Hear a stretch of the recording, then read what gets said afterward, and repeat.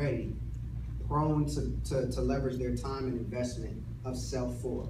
If it's poor education, if it's homelessness, if it's sex trafficking, the reality of it is going a few blocks away, those issues are existing right there. But so often they want to march on Wall Street because that's where it's sexy.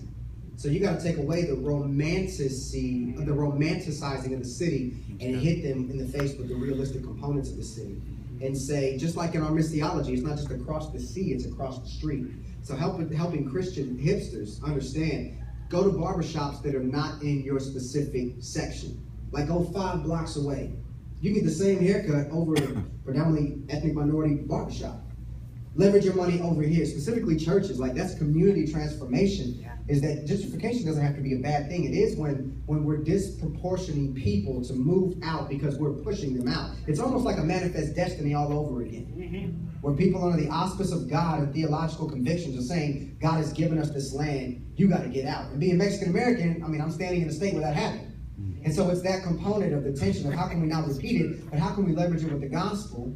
And that's where I would say, show them where they can intersect where their passion already is, but show them how the local church must be focused, central on what they're doing so that it will always come back to the local body of Christ that is influence.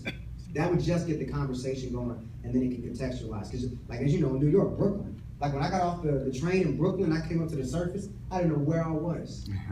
I had no idea. And I'm like, there's no way this is Brooklyn. So I went back down, went down to Bay Ridge, and I'm like, this is crazy. I'm like, what? And so, yeah, I've seen it. And now here's another interesting thing, but minorities are specifically Compton, the mayor of Compton. She's a millennial. Look her up. I forget her name. Asia, I think it's her name, AJA. Yes. She is saying what happened in Williamsburg, it's Williamsburg, right? In Brooklyn, what happened in Williamsburg, we want that here in Compton. We're branding a new Compton. She's like, what happened there, I want it here. People need to see this is not NWA straight out of Compton anymore. And I drove through Compton, and it's 67% Hispanic.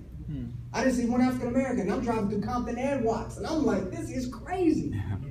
Like, I actually look like I fit in there. And I'm like, this is amazing to see.